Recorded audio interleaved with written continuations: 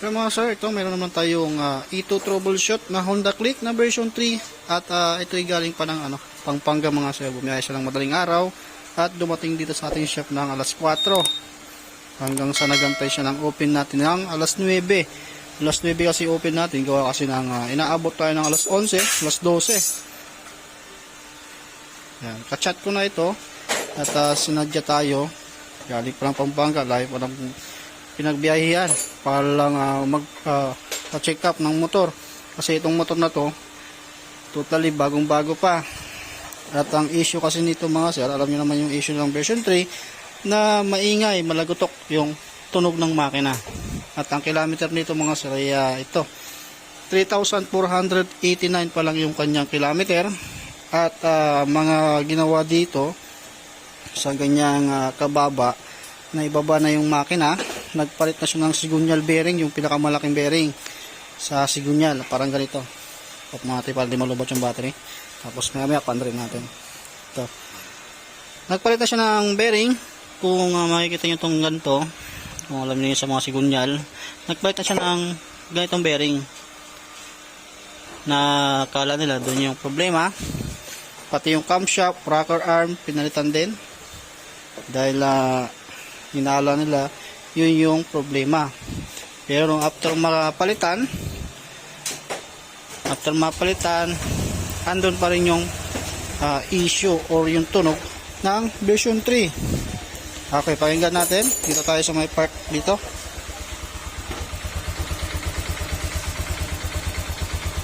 Ayun, parang tug tug tug tug tug tug gumagano'n, parang may lagutok. Yan. Ito po cold pa yung makina at lumalakas yan kapag mainit yung makina. Sa version 3 mga sir, standard na po yan.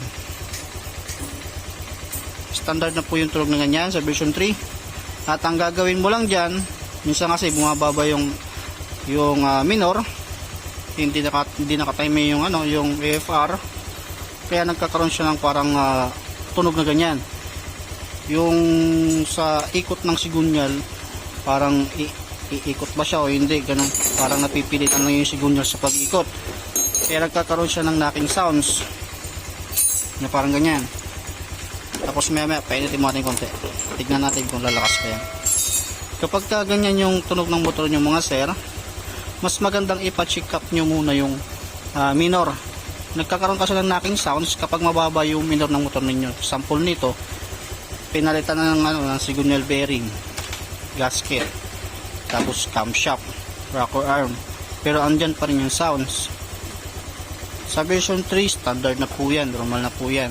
Papacheck nyo lang dyan yung tamang minor. Kapag mababa minor, talagang makakarinig kayo ng knocking sounds pag mababa yung minor, kaya dapat tataasan mo yung sounds o yung minor. Kaya patayin natin, i-check natin yung engine speed or yung minor. Gagamitan natin ang diagnostic tools para makita natin kung tama ba yung pagkaka-adjust ng minor niya para maituno natin. Tapos mamaya papakita ko sa inyo yung pinagpalitan tulad ng camshaft, rocker arm at yung tensioner, pinalitan na rin yun sa kilometer na kababa. Ayan. Kaya check natin, gamit tayo ng diagnostic tools at tanggalin natin yung paandarin muna saglit, painitin muna natin pala. Painitin muna natin. Ayan o. Ayan. Yung tunog na ganyan. Sa version 3, normal na po yan mga sir. Ayan, dahil mababa yung minor. Kung ikukumpara mo sa version 2, mas tahimik yung sa version 2. Sa version 3, halos lahat ang lumalabas sa version 3, halos ganyan ang tunog. Hindi na po yan magbabago. Pero na lang, kung papalitan mo ng makina, ng version 2, kaso nga lang, gagastos ka ng malaki. Sa version 3, normal na po yan. Kaya gagamitan natin ng diagnostic tools. Yan. Kasi ginagamit pa dito sa ating version 2 na dinaw yung makina. Kaya painin mo natin ng konti mga sala. Okay, yan. Medyo may init yung makina niya.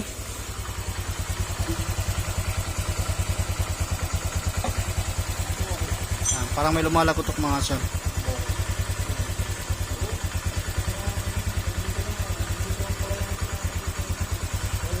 Tapos kala mo, parang mamamatay. Kapag ganyan, mababa yung minor. At sa baba ng minor na ganyan mga sir, mayroong naisirang parte sa loob ng makina. Lalong na sa mga click. Pag mababa minor niyan, laging lumuluwag yung sigunyal, yung bearing. Kaya ngayon, i-check natin yung minor niya. Kung tama ba yung minor na dapat hindi bababa ng 1,500 plus 200. Bali 1,700 dapat maglalaro lang doon. 1,700 to 1,600, wag bababa ng 1,500. Kaya buksan na natin tong tong cover ng battery para masalakan natin ang diagnostic tools.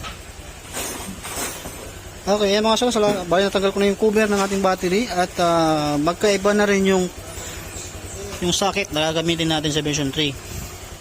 Dito natin version 2. Iba din. Kaya sasalakan natin ang diagnostic tools para makita natin kung sakto ba yung pagkakaminor niya. Okay, ito mga sir, sasalakan natin ang diagnostic tools at hindi ko pa pinapatay yung makina. Kaya papatayin natin. Tapos titignan natin dito kung sakto-sakto ba yung pagkaka-adjust or yung engine speed niya, yung minor. Titignan natin para may idea rin kayo mga sir na huwag muna kaagad basta-basta kung mababa lang yung kilometer ng motor ninyo. Huwag kayo basta-basta kaagad na magpapapalit ng pesa kung hindi naman kailangan palitan. Kasi example nito 3489 pero nababa na yung makina. Siyempre check natin yung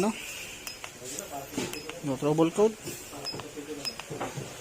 Okay, tapos configuration muna tayo.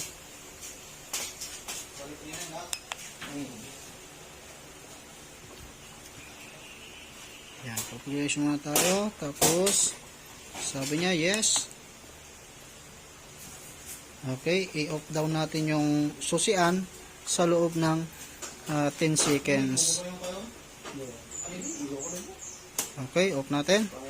Tapos i-on down natin uli yung susian. Okay, ECM reset complete. PGMFI cleaner command has been completed na. Kaya okay, back tayo. Doon tayo sa may engine data. Ayan, check natin. Ayan, ito yung engine speed. Diyan natin makikita dahil di pa umaandar yung kanyang makina. Kaya 0 pa yan. Kaya paandarin natin. Check natin kung tama ba yung minor. Ayan o. Pagpilatay mo daw yung makina at inon mo, binuhay mo yung makina, mayroon na rin na tok. No, hindi po siya tensioner kasi typewriter pag tensioner. Okay, tignan natin yung engine speed niya. Yan, sobrang baba yan mga sir. Malayong malayo sa 1,500 plus 200. Talagang magkakaroon ng knocking sounds sa loob ng makina kapag sobrang baba ng minor. Kaya matik, gagawin nyo dyan, tataasan nyo. Si click kasi meron siyang adjustan. Yung pinakailalim. Ito. Yan. Yung air screw na to.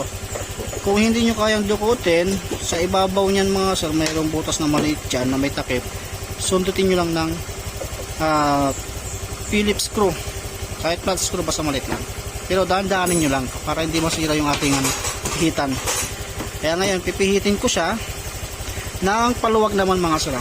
Huwag pasikip. Pag pasikip, mamamatay yung makina. Kaya paluwag dapat. Tapos, kunting-kunti lang.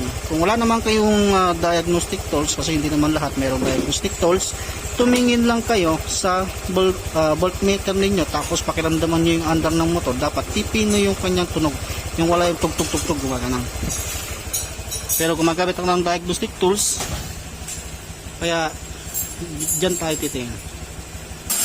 Ayan, nanginginig. Okay, 1,500, 1,600 na.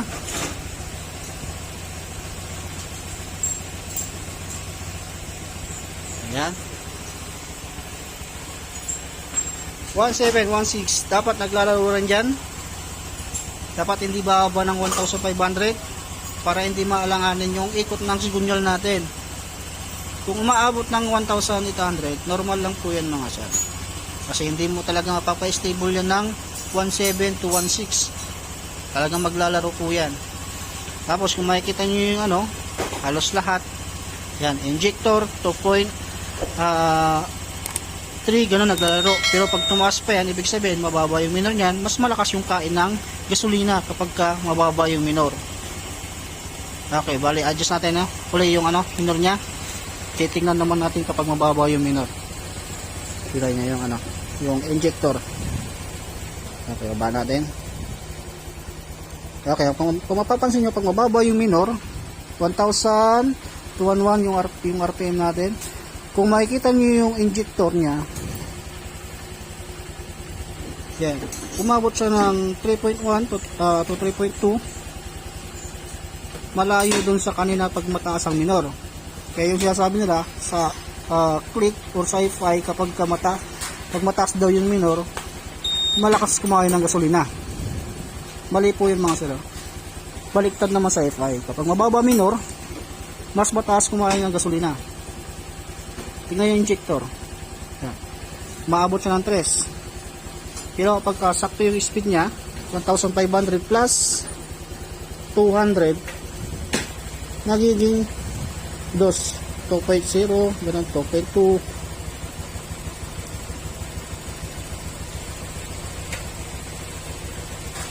Yan.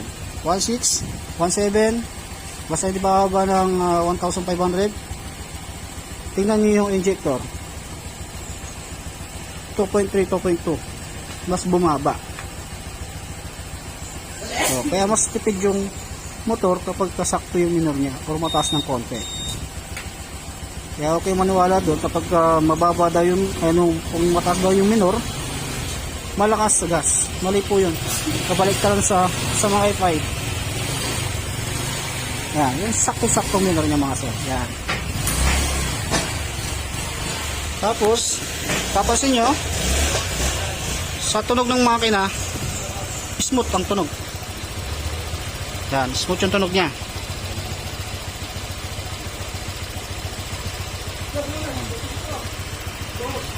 Yan, kaya dapat saktong-sakto yung minor nyo dapat mga sir. Wag nyong hahayaan bumaba yung minor kasi gagastos po kayo talaga dyan. Sisirain nyo yung camshaft, sisirain nyo yung sigunyal, pati yung ating block, magkakaroon ng gas-gas pag mababa yung minor. Sabihin mo pa nang hindi ka nag-change oil, mas mahal ka talaga sa gastos. Yung iba, si Honda, bakit gano'n? Sirain si Honda, kabago-bago, sira na kagad. Dahil sa atin din yan, sa driving habit din natin yung mga so. Ayan, kumanda na. Pero mag-a-adjust pa ako ng ng valve clearance. I-check ko yan kasi bagong baba yung makina. Tapos may pakita ko sa inyo yung pinalitan. 3,489. Tapos tignan natin yung diagnostic tools. Okay, sakto-sakto. Okay, ito yung sinasabi kong mga pinagpalitan. Tensioner. Yan. Tapos yung signal bearing yata hindi na nakuha. Camshaft. Tapos rocker arm. Yan, dalawang rocker arm mga sir. Intake saka exhaust. Yan. Pero same pa rin. Nung napalitan tong mga to, ganun pa rin yung ingay ng motor ni sir. Hindi pa rin nagbago. Kaya bago kayo magpapalit mga sir, mas magandang kung ipapa-check up nyo muna. Kumuha kayo ng second opinion, third opinion, fourth opinion. Yan ang mga sir. Lalo na sa mga experience sa version 3. Kapag wala ka pang experience sa version 3, ayan, malamang madudugas ka talaga na gumagawa. Palit ng ganyan, ganyan. Ganon. Na dapat, hindi naman talaga dapat totally pinapalitan pa kasi bagong-bago pa lang. Kaya laki natin dyan. Ang problema lang, yung minor. Mapapansin nyo, ayan, kaya pa umaandar yung mga sira. Pero yung tunog ng makina, smooth pa rin. Tapos patayin natin. Kasi doon daw yung lumalabas kapag pinatay. Tapos meron siyang, normal lang yung kasi bago pa lang. Ayan, start natin. Okay, taas, tapos baba. Yung tunog ng makina, ganun pa rin. Kaya pa yung umaandar. Tahimik na tahimik, smooth yung tunog. Ayan. Kaya dapat, check nyo muna yung minor. AFR yan, bumabagsak din yan sa katagalan mga sir. Kaya dapat, pa-check nyo muna bago nyo ipagawa yung makina. Kung second opinion kayo, third opinion, fourth opinion, ganun. Para sure bull, na walang gastos. Yan, sa mga naka-version 3 mga sir, ipa-check nyo muna. Huwag mo na kagad bibili ng pisa kasi baka matulad kayo dito. Sayang lang, ganun pa rin yung nangyari. Hindi pa rin nawala yung tunog. Yung ingay, hindi pa rin nawala. Ganun pa rin. Yan lang pala, mababa lang yung minor. Okay. Yan, ganito na lang yung video natin mga sir. Pa-check nyo muna mga sir. Bago nyo ipagawa. Yan, galing pa ito ng Pampanga mga sir. Yan, tahimik yung motor niya. Yan, totally dapat di pa ginagalaw. Kasi warranty pa. At ayaw niya rin pa warranty kasi inaabot daw ng 3 months pag pinawarranty. Okay.